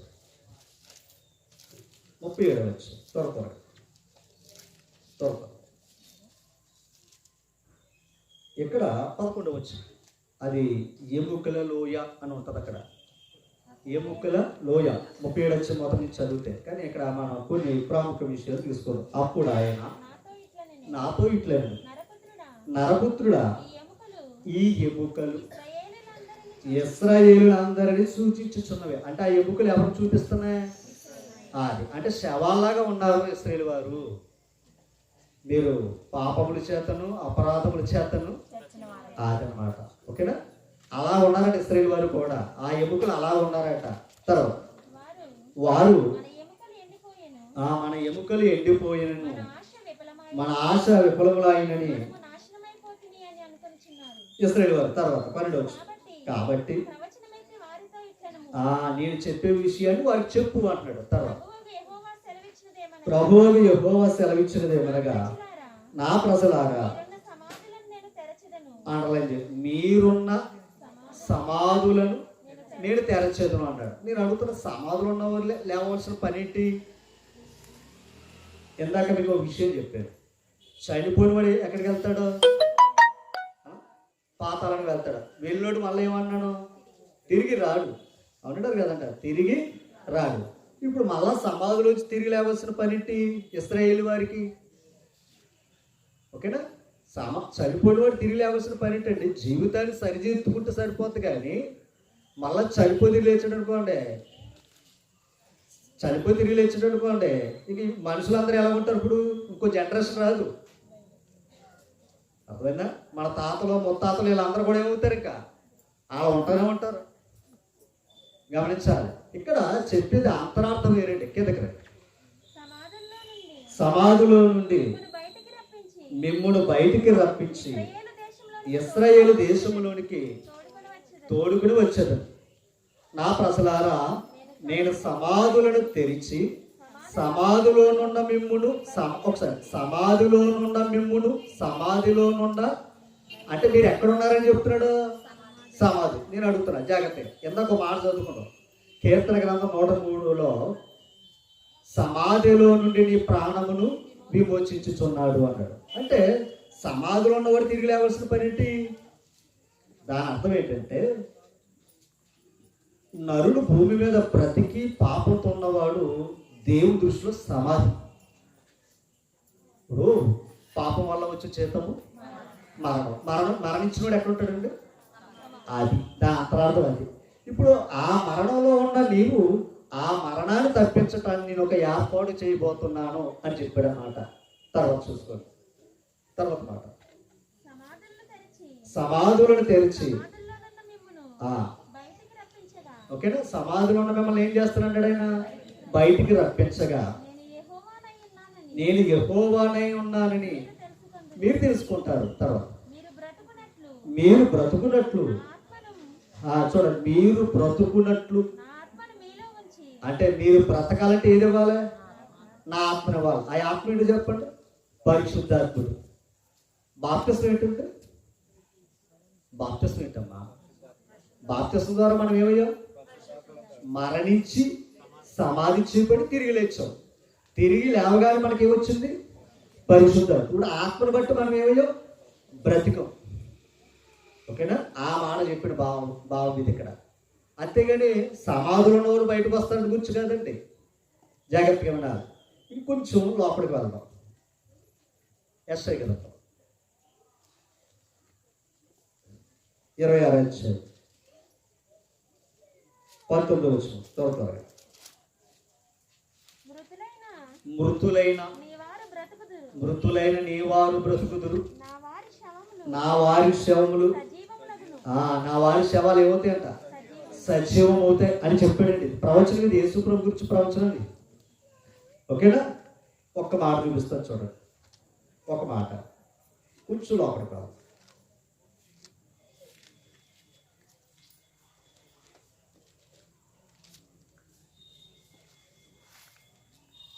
లోకస్ వార్తలకు ఒకసారి, లోకస్ వార్త 23వ అధ్యాయం. లోకస్ వార్త 23వ అధ్యాయం 42వ వచనం చాలు. ఈ మాట, ఆయనను చూచి ఎవరో శిలువ మీద ఉన్న దొంగ, ఆయనను చూచి యేసు నీవు నీ రాజ్యములోనికి వచ్చినప్పుడు నన్ను జ్ఞాపకము చేసుకొనమనెను. అండర్లైన్ చేసుకోండి. ఎక్కడ అమ్మా? నీ రాజ్యముతో వచ్చినప్పుడు నన్ను జ్ఞాపకం చేసుకోవయ్యా అన్నాడు. తర్వాత మాట, అందుకు ఆయన వానితో నేడు నీవు నాతో కూడా ఎక్కడ ఉంటాడని? ఆ పరదేశం ఏంటి? పరలోకం కష్టమా? పాతాళలోకంలో ఒక భాగం అది పరదేశం. అంటే నీతిమంతులు, అబ్రహాము నీతిమంతులు చూస్తారా, వారందరూ ఉండే స్థలం అది. ఇప్పుడు యేసు ప్రభు చనిపోగానే తండ్రి దగ్గరికి వెళ్ళలేదు. ఎఫెసీ పత్రిక 4వ అధ్యాయం 8వ వచనం. అందుచేత ఎవరో యేసు ఆరోహణమైనప్పుడు చెరను ఈయన అడుగుతున్నా, చెర ఏంటి? ఎక్కడున్న చెరది? పాతాళములో ఉన్నారని చూసారు నీతిమంతులు. ఆ వారిని పట్టుకుని పోయి మనుషులకు, ఇప్పుడు తెలుసా మనుషులకు ఏమి ఇచ్చాడంట?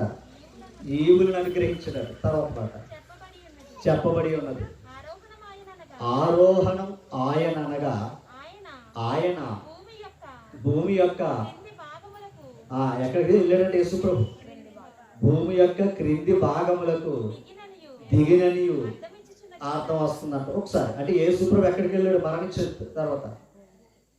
పాతాళానికి వెళ్ళాడు, కానీ పాతాళం ఆయన బంధించలేదు. ఓకేనా? పాతాళంలో ఉన్న పరిశుద్ధుల దగ్గరికి వెళ్ళాడు. ఇందాక చెప్పాను పాతాళంలో 2 ప్లేసులు ఉన్నాయని. భూమి మీద ఎలాగైతే నీతిమంతులు అనీతిమంతులు ఎలా ఉన్నారో, ఓకేనా తల్లి, అట్లాగే పాతాళంలో కూడా 2 ప్లేసులు ఉన్నాయి. ఒకటి నీతిమంతులు ఉండే స్థలం, దాన్ని పరదేశం అన్నారు, నెమ్మదికరమైన స్థలం అన్నారు. అలాగే దేవుడు వ్యతిరేకమైన ఉండేవారు వేదనకరమైన స్థలం ఒకటి ఉందంట, బాధలో ఉన్నారని మనకి గ్రంథం ద్వారా మనం తెలియపరచుకున్నాం. ఇప్పుడు యేసుప్రభు ఎక్కడికి వెళ్ళాడు? పాతాళంకి వెళ్ళాడు. పాతాళంలోకి ఎందుకు వెళ్ళాడు? అక్కడ ఉన్నారు కదా నీతిమంతుల్ని, వారిని తీసుకొచ్చాడట పైకి. చెరను చెరగా పట్టుకుని, అండర్లైన్ చేసుకోండి, చెరను చెరగా పట్టుకుని వెళ్ళాడట. ఆ చెర ఎక్కడ ఉన్నదో తెలుసా? పాతాళంలో ఉన్న వారికి, గుర్తుపెట్టుకోండి. ఇప్పుడు వారిని అక్కడ తీసుకుని వెళ్ళాడట. ఎక్కడికి? పరదేశం సెపరేట్ అయిపోతుంది. సహకరించడం. ఇప్పుడు ఒక మాట,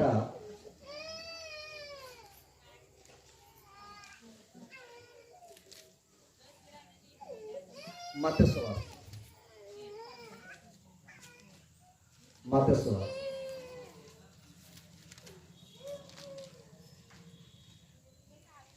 27వ అధ్యాయం. మత్తయి సువార్త 27వ అధ్యాయం.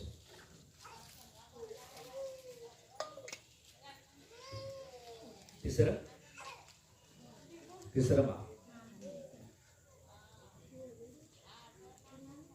51వ వచనం. 51వ వచనం. అప్పుడు ఎప్పుడు?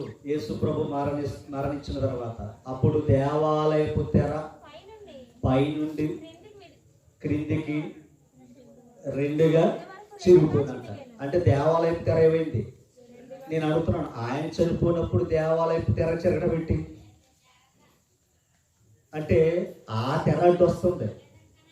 ఎవరికే? మనకేనే దేవునికి తెర అడ్డు వస్తుంది. ఆ తెర తీయడానికి వచ్చినట్టు యేసు ప్రభు. అందుకే ఇప్పుడు తండ్రికి ప్రార్థన చేసే భాగ్యం దక్కింది మనకి. ఒకప్పుడు మనం దూరస్తులు. యేసు ప్రభు వారు మనకి ఏమైందో తెలుసా? తండ్రితో సమాధానం దొరికింది మనకి భూమి మీద, క్రీస్తు ప్రభు వారి ద్వారా. కింద ఈ మాట చూడండి, భూమి వణికెను, బండలు బద్దలాయను. ఈ మాట చూపిస్తారన్నమాట. సమాధులు ఏమైనాయి?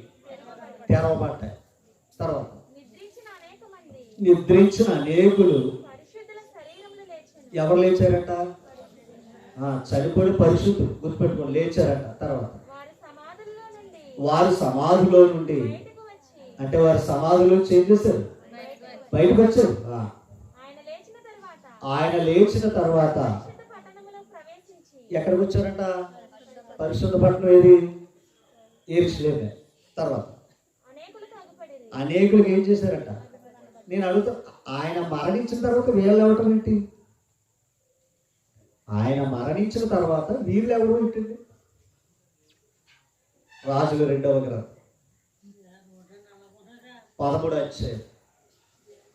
రాజుల 2వ గ్రంథం 13వ అధ్యాయం 20వ వచనం. త్వరగా చదువు. రాజులు 2వ గ్రంథం 13వ అధ్యాయం 20వ వచనం. 20 తరువాత ఎలీషా ఏడంట? చనిపోయాడంట. ఎలీషా ఎవరు? దేవుని ప్రవక్త, ఏలియా శిష్యుడు. తర్వాత ఎవరినే?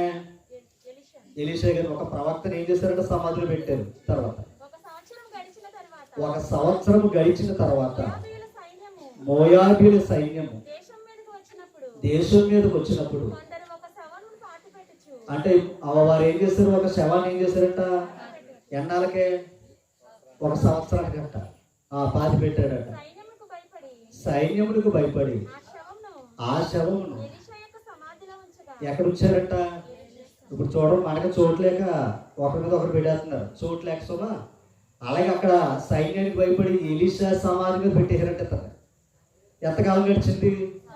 సంవత్సరం కాలం గడిచింది. తర్వాత దింపిన ఆ శవము అంటే ఎలీషా గారి యొక్క ఎముకలకు తగిలినప్పుడు అంటే అది ఏమైందంట? తిరిగి. నేను అడుగుతున్నాను, అది బ్రతికిందంట.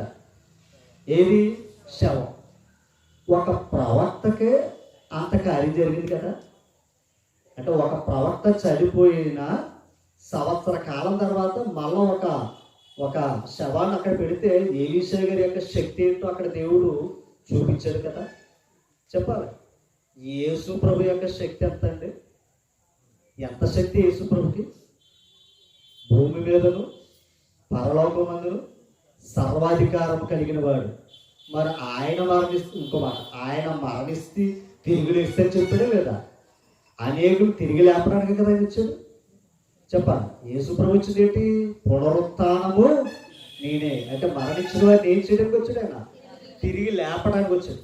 మరి ఆయన మరణించినప్పుడు గమనించాలి, ఎక్కడ ఉన్న సమాధులు ఉన్నవారు లేచారా లేదా? తిరిగారా లేదా? అనేకులు కనపడ్డారు లేదా? అది ఒక సాక్ష్యం. గమనించాలి, ఆయన మరణించిన ఆయన కొరకు ఎదురు చూసిన వారు ఏమయ్యారు? తిరిగి లేచారు. మరలా ఏమయ్యారు చెప్పండి? అక్కడ ఉన్నారా? లేదు. చిన్న ఉదాహరణ చెప్తాను మీకు. యేసు ప్రభు లాజరు గారిని 4 రోజుల తర్వాత పిలిచాడు. వచ్చాడా లేదా? అమ్మా, వచ్చాడా లేదా? వచ్చిన తర్వాత ఎప్పటికి ఉన్నాడా లాజరు? చనిపోయాడో లేదు మళ్ళా? అంటే తండ్రి ఆయన బట్టి అక్కడ కార్యాలు జరగడానికి ఆ విషయం చేశాడండి. అది ఆనాటి కాలంలో చనిపోయిన వారిని బ్రతికించిన సందర్భాలు ప్రవక్తలకు ఉన్నాయి, భక్తులకు ఉన్నాయి, యేసు ప్రభుకు ఉన్నాయి. ఎందుకని? ఇది దైవ శక్తి. ఓకేనా? దైవ శక్తి అని లోకం తెలుసుకోవడానికి ఆ కార్యం జరిగినాయి. ఇప్పుడు యేసు ప్రభు కూడా ఏమని లోకానికి నమ్మాలి? యేసు ప్రభు కూడా లోకం ఏమని నమ్మాలి? ఆయన మరణించి తిరిగి లేస్తారని బతుకుండగా చెప్పాడు ఆయన. అప్పుడు ఈ మార్తా మరియా గారు సుగంధ ద్రవ్యాలు తీసుకుని వెళ్ళారంట మరణించిన తర్వాత 3వ దినం ఆదివారం. అక్కడ ఒక మాట చూద్దామండి, విచిత్రమైన మాట ఉంటుంది మనకి. లోక సువార్తలోనే ముగింపు దగ్గరికి వచ్చాం. తీసారా? ఒక మాట మనం అక్కడ చూసి త్వరగా ముగింపులకు వెళ్ళిపోతాం.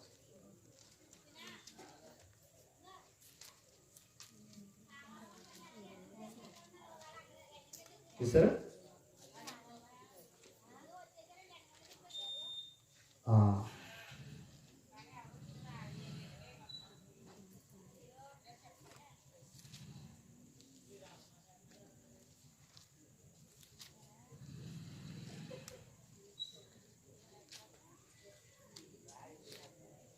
ఒక మాట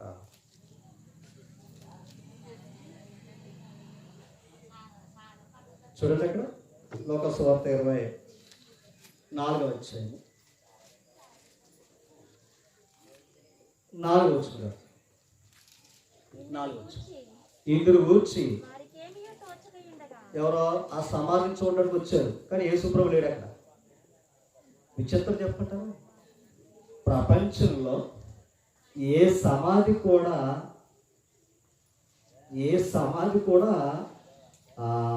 విధంగా చెప్పాలంటే పిలాతు ఏం చేశాడు? సీల్ వేశారు. సమాధిని ఎవరైనా బంధించగలరా? ఇంకో మాట, ఎక్కడైతే మళ్ళీ తిరిగి లేస్తాడేమో అన్న నమ్మకంతో ఆ సమాధిని ఏం చేశారు? సీల్ చేశారు. జాగ్రత్తగా ఉంటాయి. అసలు సమాధిని ఎవరైనా సీల్ చేస్తారా? అంటే ఆయన అన్నమాట ఖచ్చితంగా ఉందండి, లోకంలో ఉందా, భయం ఉంది. ఓకేనా? ఇక్కడ చదవండి. ఇందును గూర్చి దేవదూతలు వారు భయపడి ఈ మార్చడ వీరు సజీవుడైన వారిని.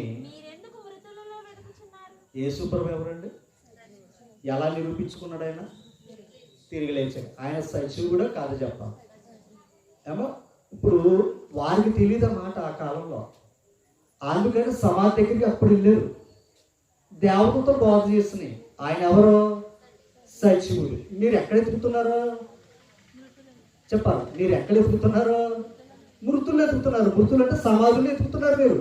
ఆయన ఎవరో? ఇప్పుడు నేను అడుగుతున్నా, క్రైస్తవులు ఇప్పటికే ఏది ఎదుగుతున్నారో? నేను అడుగుతాను, ఎందుకు చెప్పాడు మీకు ఆ సమాధుల్లో జరిగే విధానాలు ఏంటి ఎందుకు చెప్పాను నేను. ఎప్పటికీ క్రైస్తవ్యం సమాధిని గౌరవించింది తప్ప సమాధి నుండి తిరిగి లేచిన ప్రభులు గౌరవించాల. ఇంకొన్ని విషయాలు చూపిస్తాను మీకు, ఇంకొన్ని విషయాలు చూపిస్తాను. ఒకసారి మత్తయి సువార్తలకు రండి.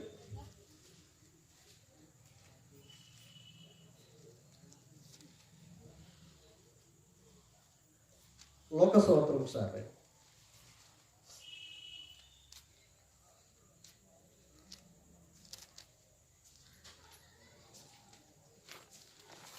తీసారా? 11 అధ్యాయం దగ్గర 11 అధ్యాయం తీసారమ్మా? 44 వచ్చిన చదవండి ఒకసారి.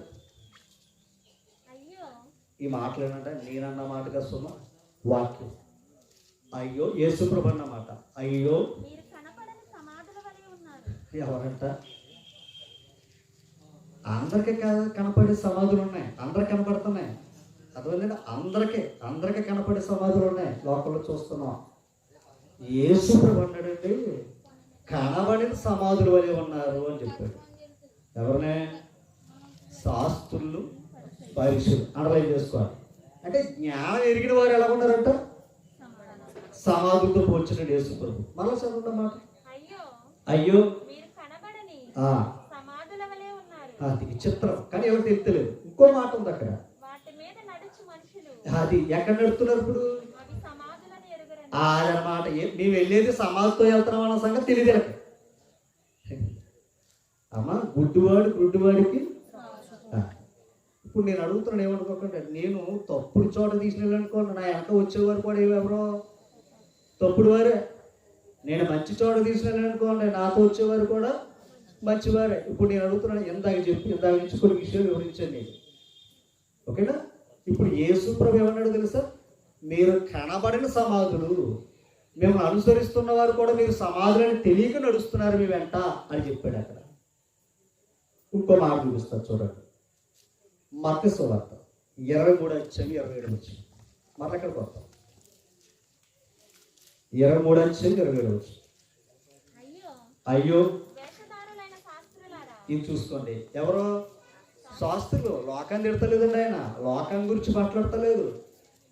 శాస్త్రులైన వేషధారులైన శాస్త్రులారా, పరిశీలారా, మీరు ఇప్పుడు చెప్పండి ఎలా ఉన్నారని చెప్తున్నాడు ఇక్కడ. అంటే సున్నము కొట్టినంటే పైకి ఎలా ఉన్నారు? అదనమాట. పైకి గొప్పగా అంటున్నారు, అవి వెలుపల బయటికి ఎలా కనబడుతున్నాయి? తాజ్మహల్ ఎలా కడుతుంది? ఏమనుకో, తాజ్మహల్కి వెళ్ళాలనుకోండి ఎవరైనా వెళ్ళాలనిపిస్తుంది. దేవుని దగ్గరికి రమ్మన్నాం అనుకోండి అస్సలు. ఎందుకంటే అందంగా ఉండవు దేవాలయాలు, మరి సమాధులు అర్థం చేసుకోండి. అంత తక్కువగా ఉంటుంది దేవుడు అంటే. కిందకి లోపల ఈ మాట చూడాలి, చచ్చిన వారి ఎముకలతోనూ. ఎవరినే? శాస్త్రుల పరిస్థితి దేంతో పోల్చాడు? సమాధి లోపల ఏముంటాయి? కప్పు తప్పగా సెంటు వాసన ఉంటుంది అక్కడ. పైకి చెట్టు కనబడుతుంటుంది మనకే, లోపల కప్పేమో ఆయన చూస్తున్నాడు. ఓకేనా? కిందకి అలాగే పైకి ఎలా కనబడుతున్నారు అని తర్వాత లోపల వేషధారణతో. అర్థమైందా మీకు? ఏంటంట? వేషధారణ అక్రమంతో నిండిపోయి ఉన్నారట శాస్త్రులు, పరిశీలి. తర్వాత ఈ మాట చూడాలి. పరిశీలారా, ఈ మాట ఎవరు సమాధులు కడుతున్నారంట? అమ్మా, ప్రవక్తల సమాధులను కట్టించుచు నీతిమంతుల గోరీలు ఏం చేస్తున్నారంట? ఒక్క మాట అడుగుతున్నాను జాగ్రత్తగా. ఇప్పుడు అవి చేస్తే ఎలా కనిపిస్తుంది సమాజానికి? అమ్మా, అవి చేస్తే లోకానికి ఎలా కనపడుతుందో? అమ్మ, ఎప్పుడు వెళ్ళమా నాన్న దగ్గరికి. అయ్యో, సంవత్సరం ఒకసారి వెళ్ళకపోతే బాగోదా? కనీసం సంవత్సరం ఒకసారి దాన్ని ఏం చేస్తున్నారు? అలంకరిస్తున్నారు లేదా? నేను అడుగుతున్నాను, అక్కడ ఉన్నాడా నాన్న, అక్కడ ఉందా అమ్మ, ఎక్కడ ఉన్నారని చెప్తున్నాడు ఈయన. క్షణంలోనే వెళ్ళిపోతారు. మరలా నీ కోసం అక్కడికి నువ్వు అక్కడికి వెళ్ళావంటే ఏం చేస్తున్నట్టు? నువ్వు అక్కడికి వెళ్ళావు అంటే, సమాధి దగ్గరికి వెళ్ళావంటే ఏం చేస్తున్నట్టు చెప్తున్నాడు దేవుడు. ఇంకా అంతకంటే ఇంకా దారుణం ఏంటంటే, అంతకంటే భయంకరం ఏంటంటే, ఎక్కడికి ఎలా వెళ్ళాలో తెలీదా, దేవుడు ఎక్కడున్నాడో తెలీదా. ఆయన సజీవుడు, మృతుల్లో మీరెందుకు వెతుకుతున్నారు? ఓకేనా? మళ్ళీ ఎక్కడ వెతుకుతుంది సమాజం? అందుకంటేనండి ఆ సమాధి గురించి మాట్లాడలేదు, కనపడని సమాధులు మీరే, అందుకు మీరెంట తీసుకుపోతున్నారు సమాధుల్ని అని అన్నాడండి ఆయన. లోకసువార్త ముగించుకోవడం ఇంకొక వచ్చి 11 వచ్చాయి, 52 వచ్చి త్వరగా. అయ్యో ఎవరు అన్నాడు? ధర్మశాస్త్ర ఎందాకన్నారే, మేము మోసే శిష్యులు అన్నారు చూసారా, ప్రతి కూడా అమ్మేనే. ఆయన చెప్పింది చేయడు.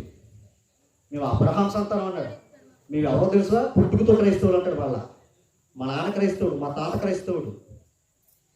రైటే, క్రైస్తవులే. బ్రతుకులేయి, బ్రతుకులు కావాలి. మన ఎక్కడ ఎంతకాలం అన్నది కాదండి. ఓకే, ఎంతకాలం ఉంటే మంచిదే. దేవుని దగ్గర సీనియారిటీ కాదు, సిన్సియారిటీ కావాలి. అతడు క్రైస్తవుడు, అతను చూస్తూ గౌరవించాలి. అయ్యగారు వచ్చేస్తున్నాడా అని గుండె ఆగిపోకూడదు ఇంట్లో ఉన్న వారికి. ఎందుకో అయ్యగారు వస్తుంటే ఎలా ఉంది ఈరోజు అమ్మా, ఇది మానేశారు, అనవసరమైన బోధలే. సమాజానికి లోపోయామంటే ఏనాడో. అసలు ప్రభు ఎక్కడున్నాడో, ఆయన తత్వం ఏంటో, ఆయన మహోన్నత్యం ఏంటో చెప్పవలసిన ఈరోజు క్రైస్తవులు ఇంకా సమాధుల దగ్గరికి వెళ్ళారు అంటే ఏం అర్థమైందండి? కనిపించే సమాధుల దగ్గరికి మీరు వెళ్తున్నారు, కానీ కనపడిన సమాధులు ఎవరు చెప్పాడు ఆయన. అది లోకానికి అర్థమవుతలేదు. ఆ శ్మశానమే ఏమనుకోకండి, ఆ సమాధులు బోధ చేసేవారే శ్మశానం, అది దేవాలయాలు కావు. ఓకేనా? ఇప్పుడు సమాధి దగ్గర నడిపించమంటే ఏ తత్వంతో నడిపించాను? అక్కడికి ప్రభు దగ్గర నడిపించు, వాక్యం దగ్గర నడిపించు, దేవారాత్రులు దీన్ని ధ్యానించు. అది గొప్పతనం. అక్కడే ఉందండి. లోకంలో ఉన్న జ్ఞానం ఎరగని వాళ్ళు అక్కడికి వెళ్ళకూడదని వారు చెప్తున్నారు. కానీ జ్ఞానం మొన్న ఒక ఆవిడ ఉంటుంది మాతో, ఎవరిని దండలేసి ఏంటంటే కువత్తలు పెట్టారేంటని నన్ను అడిగింది. ఏం చెప్పండి నేను? బైబిల్లో ఉందని నన్ను అడిగింది ఆవిడ. నేనేం చెప్పినప్పుడు, అమ్మ దేవుడు అయితే ఇందులో అలా పెట్టమని లేదు. అలా పెట్టమని ఎప్పుడు ఎవరు చెప్తున్నారు? ఆ సమాధుల కంటే భయంకరమైన సమాధులు ఉన్నాయి. ఆ సమాధి గురించి ఆత్మడన్నట్టు ప్రభు చెప్తున్నాడు. కానీ ఎప్పటికీ ప్రభు చెప్పినా అబ్బే మేము ఆయన శిష్యులుగా తప్ప ప్రభు శిష్యులు కాదు. అక్కడ మార్చదు. అయ్యో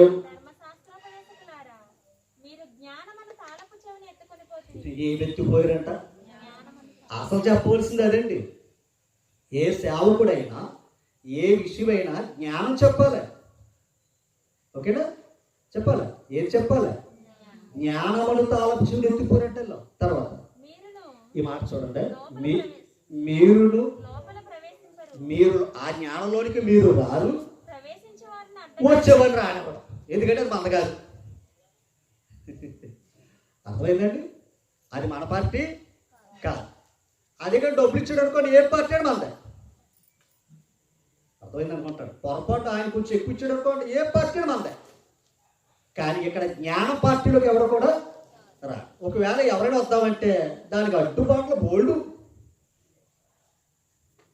నా జీవితకాలంలో ఎన్నో చూశానండి. దేవుడే సాక్షి, సంఘమే సాక్షి. ఈ జ్ఞానం చెప్పటానికి నేను ఈ గ్రామంలో బ్రతికాను. ఎప్పటికీ పని చేసుకుంటున్నాను. 2 సార్లు ప్రాణం మీదకి వచ్చినా కూడా దేవుడు బతికించి ఉంచింది ఎందుకు తెలుసా? ఈ జ్ఞానం చెప్పడానికి. నేను ఎప్పుడో సమాధిలో పోవలసినండి. సమాధిలో ప్రభు లేడు అని చెప్పటానికే ఈ సత్యం చెప్పడానికి దేవుడు బతికించాడు. ఇది తప్పు, నేను చెప్పిన బోధంతా తప్పు అని చెప్పాడు. మళ్ళీ ఎప్పుడు టేకడి గ్రామం రాండి. మళ్ళా ఇప్పుడు చెప్పే ప్రసంగం అంతా తప్పు, శుద్ధ తప్పు అని ఒక్కరు నిరూపిస్తే నేను టేకడి గ్రామం రానిక. ఇది కావాలి సార్. అంటే బ్రతకడానికి ఏ దారిని ఎంచుకుంటావా? ప్రభు దాన్ని ఎంచుకోకూడదు సార్ బ్రతకడానికి. ప్రభువు మన కొరకు స్వరక్తం ఇచ్చి సంపాదించాడండి. మనల్ని కొన్నాడైనా, కొన్నవాడికి లోబడాలి. నువ్వు తాళి కడితే నీకు లోబడుతుందే నీ భార్య. ఏదో 4 మాటలు చెప్తే నీకు లోబడిపోతున్నాడే శిష్యుడు. మరి ఆయన కొన్నప్పుడు ఎవరికి లోబడాలి? ఇంకా నేను ఆయన శిష్యులు, ఈయన శిష్యులు అని ఏ రోజు చెప్పుకున్నారు తప్ప మేము క్రీస్తు శిష్యులు అని చెప్పుకోలేకపోతున్నారండి. ఆ కింద మాట మీరు లోపల ప్రవేశింపరు, ప్రవేశించు వారిని అడ్డగింపరని చెప్పింది. అంటే ఈ ప్రవేశించే వారిని ఏం చేస్తారంట?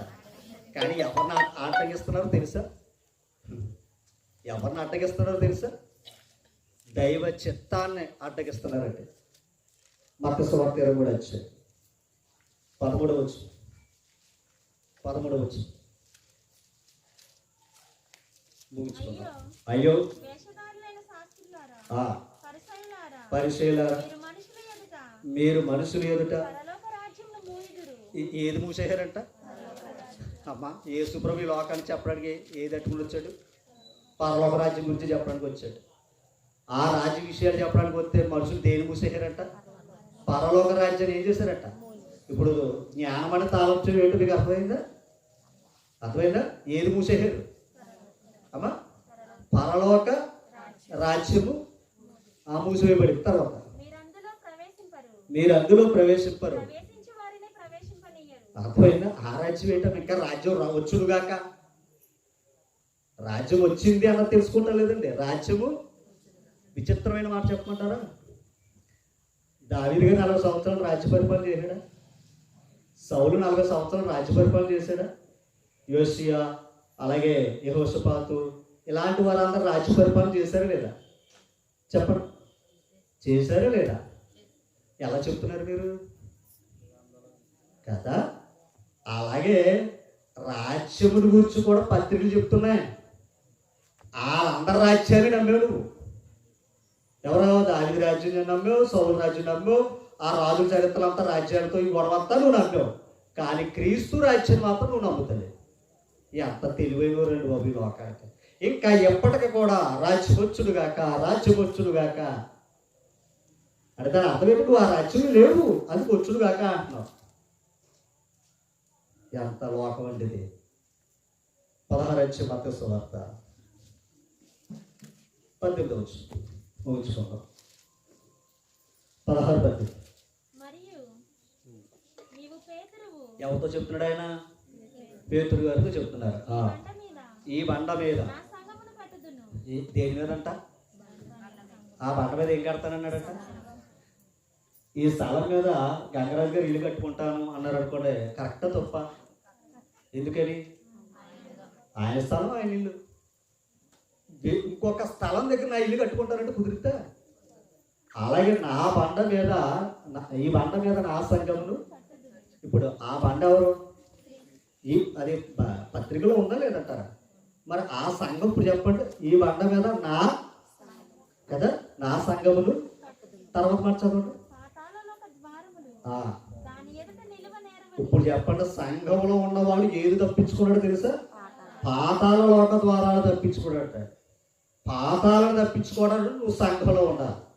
ఇప్పుడు నేను పాతాళం నుండి తప్పించడానికి యేసుప్రభు వచ్చాడు. ఓకేనా? నరకా నుండి తప్పించడానికి యేసుప్రభు వచ్చాడు.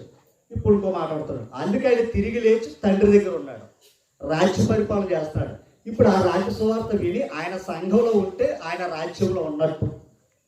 ఆయన ప్రభు అని నువ్వు ఆ రాజ్య నివాసుడిగా ఉండి, సభ్యుడిగా ఉండి, నీకు ఇచ్చే నువ్వు పొందుకున్న రక్షణను మరణ పర్యంత వరకు కాపాడుకోవాలి. నీకు నచ్చినప్పుడు వచ్చి, నీకు నచ్చలేనప్పుడు దూరం చేస్తే, ఇందాక చెప్పాడు, దేవుడు మర్చివారు దుష్టులు దిగిపోతారు. ఎక్కడికే? మరి ఎస్కరేజ్ కదా దిగిపోలేదా? ప్రభుత్వం ఉన్నవాడే, కానీ మరణ పర్యంత వరకు లేడు. మరలా చెప్తున్నానంటే, మరలా ప్రేమతో చెప్తున్నాను, ఎవరినైనా మర్చిపోండి, కానీ దేవుడు మర్చిపోకండి. ఆయన మర్చిపోతే ఆయన గుర్తు, మళ్ళీ చెప్తున్నాడు, ఆయన గుర్తు చేసుకునే రోజు వస్తుంది నీకు. అప్పుడు నువ్వు రావాలన్నా రాదు. మళ్ళా చెప్తున్నా సుమా, నువ్వు రావాలన్నా వెళ్ళాలన్నా రాలేవు. ఎందుకని? బలం ఉండదు. ఇంకా మరలా చెప్తారు, అంత ప్రమాదం. దేవునితో ఆటలాడకండి. దేవుని ఎరిగిన వారు దైవ జ్ఞానానికి లోపడంటారు. ఆ రోజు గారు పని చేసుకోండి. ఆయన కుమారుడు పునరుత్థాన దినమందు ఆయన దగ్గరికి వచ్చి ఆయనను ఆరాధించండి. సత్య ఆరాధన చేయండి, సమాధి ఆరాధన చేయకండి. అది దేవుని కోపం. సమాధులు ఎవరున్నారు? దెయ్యాలు ఉన్నాయి. ఇందాక చెప్పినట్టుగా అది సమాధారాధన దేవునికి ఇష్టమైనది కాదు, సత్యారాధన దేవునికి ఇష్టమైనది. మరలా చెప్తున్నాను. అందుకు కనబడే సమాధుల గురించి మీకు ఇంతవరకు చెప్పాను. కనబడని సమాధులు కూడా ఉన్నాయి, జాగ్రత్త. మీ అందరికీ నా హృదయపూర్వక వందనాలు. Thank you.